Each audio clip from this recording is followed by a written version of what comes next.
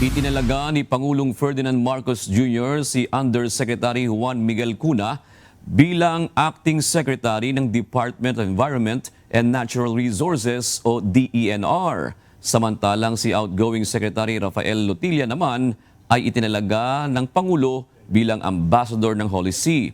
Nilinaw naman ng palasyo na hindi nag-resign o pinag-resign ang outgoing DENR Secretary kundi nais lamang anya nito ng mas magaan na trabaho. At hindi po siya pinag-resign. According to what we have heard, ang sinabi po ay mas nais ngayon po ni Secretary Lotilla ng lighter assignment. So, yun lang po ang naibigay sa ating information.